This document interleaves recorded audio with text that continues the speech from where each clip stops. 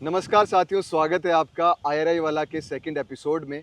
आज मैं उस जेआरएफ एस्पिरेंट के साथ हूं जिन्होंने सिर्फ और सिर्फ 6 महीने में अपनी तैयारी शुरू की और 6 महीने में वो ऑल इंडिया 5 रैंक लेके आए। जी हाँ दोस्तों, मैं हूं एक ऐसे एस्पिरेंट के साथ जैसे जिन लोगों से आप रिलेट कर पाओगे कि हाँ, मैंने एक तैयारी लेट शुरू की, आपके पास गाइडेंस नहीं थी, फिर उनके पास गाइडेंस हुई और उन्होंने कड़ी मेहनत करके ऑल इंडिया 5 रैंक लेके आए और अब अपने ड्रीम कॉलेज में जाने वाले हैं। मैं हूं आयुषी के साथ। आयुषी, सबसे पहले अपनी ऑडियंस को इंट्रोड्यूस कीजिए, अपने बारे में बताइए। हेलो एवरीवन, मेरा नाम आयुषी गुप्ता है और मैंने अपना BSc agriculture Banaras Hindu university से किया है। बेसिकली मैं नोएडा से हूँ और जैसे सर ने बताया, मैंने फिजिकल साइंस से जेआरएफ दिया था और इसमें ऑल इंडिया रैंक मेरा 5 आया है। ओके आयुषी, ये तो आप बच्चों ने जान लिया कि आपने 6 महीने में ही तैयारी शुरू की। आप ये बताइए, 6 महीने से पहले आप क्यों नहीं तैयारी शुरू कर रहे थे और आपने वो जो 6 महीने थे उनको कैसे यूटिलाइज़ किया? आपकी प्रिपरेशन स्ट्रेटजीज़ क्या-क्या थी? आपने किन चीज़ों पे ज़्यादा ध्यान दिया और जो भी बच्चे हैं उनको किन चीज़ों पे ज़्यादा ध्यान देना चाहिए? पहली बात है कि मेरे को अभी भी अफसोस होता है कि मेरे को 6 महीना पहले ही ये एग्ज़ाम के बारे में इतना पता लगा। ठीक है, ओके, तो मेरे को एक अपने सीनियर्स थे, इसलिए मैं कहती हूँ सीनियर्स से अपना कांटेक्ट बनाए रखना चाहिए कि सीनियर्स थे, उन्होंने मुझे बताया, थोड़ा गाइड किया, तब मेरे को मोटिवेशन मिला कि हाँ, जेआरएफ करना है। ओके, और जब कम टाइम था तो मुझे लिमिटेड रिसोर्स यूज़ करना पड़ा और ज़्यादा टाइम लेना पड़ा। मतलब जो जो लोग पहले से कर रहे होंगे वो मे भी कम कम पढ़ के हो गया होगा उनका, मुझे रोज़ का ज़्यादा टाइम देना पड़ा। एक दिन भी मिस करती थी पढ़ने में तो लगता था कि आज छोड़ दूंगी तो कैसे होगा। ओके। यही बात। ओके आयुषी, सही बताया आपने। बहुत ही ज़्यादा सीरियस चीज़ है कि आपको लिमिटेड रिसोर्सेज के साथ पढ़ना होता है। अगर आप जेआरएफ जैसे एग्ज़ाम को टारगेट कर रहे हो तो आपको 15 या मल्टीपल बुक्स नहीं पढ़ने की ज़रूरत है। आपको ये परफेक्ट एग्जाम्पल है आयुषी कि कम बुक्स में अच्छी रैंक और कम टाइम में अच्छी रैंक कैसी लाई जाए। इससे ये इंस्पिरेशन ज़रूर ले लेना कि कैसे लानी है, लेकिन आयुषी से ये इंस्पिरेशन मत लेना कि 6 महीने में ही तैयारी करनी है, हाँ। क्योंकि आयुषी खुद समझती है, आयुषी खुद मानती है कि अगर 6 महीने में आप तैयारी करोगे, बिकॉज आयुषी ने जो मेहनत करी है वो आयुषी को पता है। आप शायद वो उस लेवल की मेहनत नहीं कर पाए, क्या पता आपके बीच में कोई प्रॉब्लम्स आ जाए, तो आप 6 महीने से शुरू मत कीजिएगा, ज़्यादा टाइम लेके शुरू कीजिएगा। आप पहले से आज से ही शुरू कर सकते हैं। तो आयुषी ये बताओ, लिमिटेड रिसोर्सेज में आपने कौन कौन सी फिजिकल साइंस के लिए बुक्स पढ़ी और उनमें से कितनी डेप्थ तक पढ़ी? बेसिकली मेरे को दिसंबर में सर मे बी लास्ट दिसंबर में मीटिंग रखे थे मेरे सीनियर्स। ओके, ठीक है, तो मैंने मीटिंग में सर बहुत सारे सवाल पूछे, मेरे को तो कुछ नहीं आ रहा था। मैंने सोचा सबसे कंसेप्ट मेरे को सबसे पहले क्लियर करना है, तो मैंने ISSS उठाई। माना बुक बहुत मोटी है लेकिन हिम्मत करना पड़ेगा उसको उठाने के लिए कि हाँ, बुक इतनी मोटी है, करना करना है लेकिन शुरू।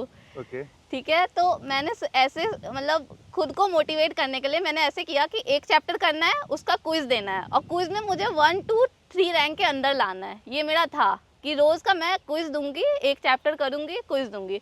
तो ये कर करके कुछ कुछ चैप्टर बड़े हैं ISSS के, कुछ कुछ छोटे हैं, तो डिपेंड करके मैं 3 महीने में मैंने लाइन टू लाइन ISSS पढ़ा है।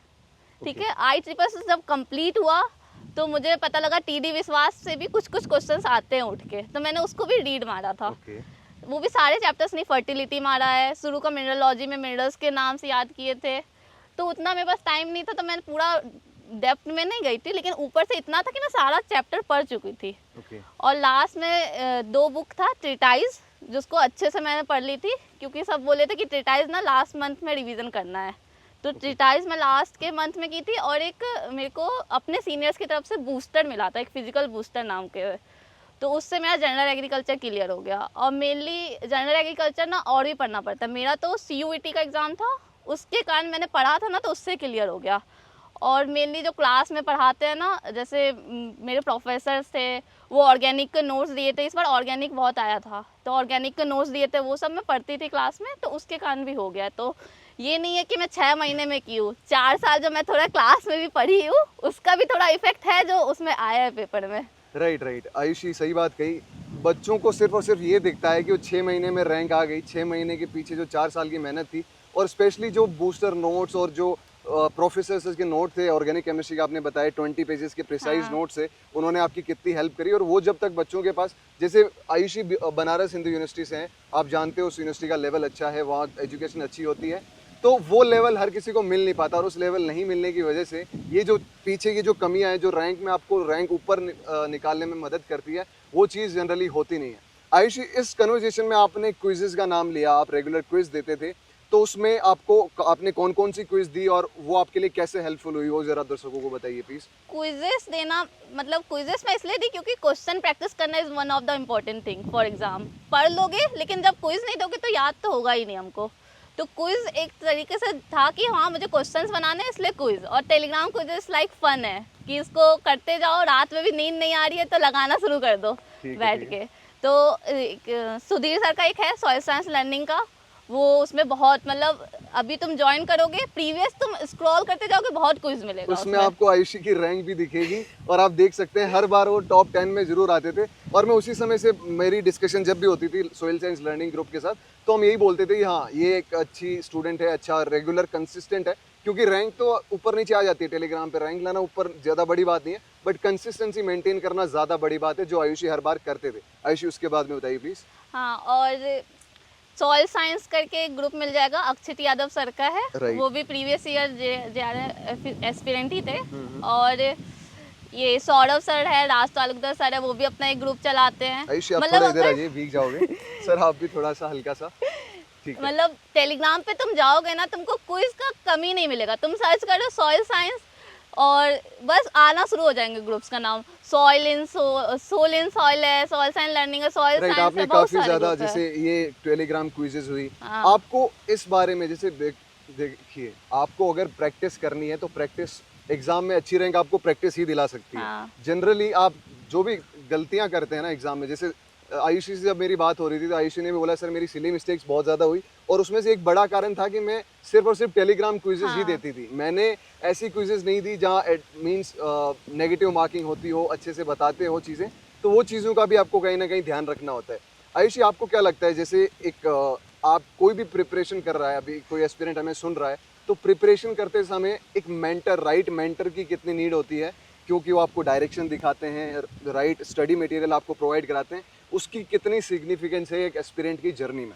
मैं तो ये कहूँगी मेरे जर्नी में सबसे ज़्यादा ना सीनियर्स ने हेल्प किया है। वो जिस तरह मेरे को हर बार गाइड किए कि ये वाला बुक पढ़ना है, ये पढ़ो, कंसेप्ट नहीं आ रहा, उनको क्वेश्चन भेजती थी, वो क्लियर कर देते थे, ठीक है। प्लस मैं टेलीग्राम क्विज तो मैं देती थी, ठीक है, लेकिन उसमें नेगेटिव मार्किंग नहीं होता है। प्लस वो बहुत फन वे में था, ठीक है। तो मतलब आंसर किया, तुरंत आंसर मतलब मिल गया। और जब हम नॉर्मली ये सीबीटी मोड में देते हैं तो उसमें हम आंसर करते हैं तो हमें पता नहीं वो सही है या गलत हुआ, उस तुरंत नहीं पता लग रहा है हमको, वो लगाना पड़ता है। तो वो डिफरेंस आ जाता है उस चीज़ में, पूरा बहुत ज़्यादा डिफरेंस आता है जब आप ये चीज़ें मींस एग्जाम मोड में जब आप चीज़ें करते हो ना, और एग्जाम प्रेशर फील करके कोई चीज़ें करते हो, तो उसका बहुत बड़ा रोल होता है। आयुषी, काफ़ी सारी चीज़ों के बारे में बात हुई, एक चीज़ के बारे में मैं और थोड़ा डीपली पूछना चाहता हूँ। जो एस्पिरेंट आपको सुन रहे हैं अभी, जो आपसे इंस्पिरेशन ले रहे हैं 6 महीने वाली, उनको आप क्या कहना चाहते हैं कि आपकी तैयारी कब से शुरू होनी चाहिए और एक कैसे तैयारी शुरू कर सकते हैं आज वो 0 लेवल पे अगर हैं फिजिकल साइंस में? तो मैं तो कहूँगी अगर आज भी वीडियो देख रहे हो तो आज से ही पढ़ना शुरू कर दो। ये नहीं कि 6 महीने पहले ही डायरेक्ट शुरू करना, ठीक है। आज से पढ़ना शुरू करो। IEEE सबसे पहले उठाओ, रीड करो, लाइन वाइज रीड करो। जो नहीं आया अपने सीनियर से कॉन्टेक्ट रखो, फोटो भेजो, उस लाइन का समझा देंगे वो, ठीक है। IEEE कंप्लीट करो, एक बुक पे पहले पूरा कंप्लीट कर लो, उसके बाद ही दूसरे बुक पे जंप करना, ये है। इसमें आपने जैसे अपने फ्रेंड्स के बारे में कुछ नहीं बताया, सारे सीनियर्स, फ्रेंड्स का कोई रोल नहीं था आपकी इस जर्नी में? फ्रेंड्स का था मेरे BHU में। मेरे को लगता है 6 एस्पिरेंट थे, उसमें से 5 एस्पिरेंट का अच्छा मतलब ऑल इंडिया रैंक 12 के अंदर आ गया है। ऑल बिकॉज कि हम लोग का एक ग्रुप बना हुआ था, हम लोग आपस में बात करते थे, एक दूसरे से डिस्कशन करते थे, और किसी का कंसेप्ट अच्छा है, किसी का मेमोरी अच्छा है, तो एक दूसरे को वो चीज़ सिखाते थे। तो ये चीज़ बहुत है कि इंटरेक्शन होना चाहिए, सीनियर से हो, बैचमेट से हो, इंटरेक्शन रखना चाहिए।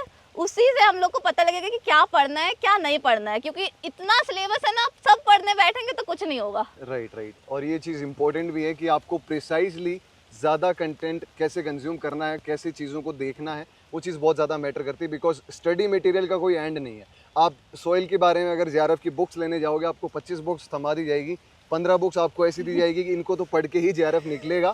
लेकिन असल में यही होता है कि 2 या 3 बुक्स अगर आप अच्छे से पढ़ते हो, उनसे अपने दोस्तों के साथ रेगुलर इंटरेक्शन रखते हो, एक प्रॉपर डायरेक्शन फॉलो करते हो, तो फिजिकल साइंस में JRF में स्कॉलरशिप लेना, PGS स्कॉलरशिप लेना और अच्छी यूनिवर्सिटी लेना भी कोई बड़ी बात नहीं है। इसी के साथ हम इस हमारा जो IRI एपिसोड 2 है उसको एंड करते हैं, और आई होप कि आपने काफ़ी कुछ सीखा होगा आयुषी से। अगर फिर भी आपकी कुछ क्यूरीज़ रह गई हैं तो आप कमेंट सेक्शन में लिख सकते हो और अपनी क्यूरीज़ पूछ सकते हो आयुषी मैम से। हम इनकी डिटेल्स भी शेयर करेंगे आपको डिस्क्रिप्शन बॉक्स में। तो जुड़े रहिए ऐसे ही वीडियोज़ के साथ। Thank you so much.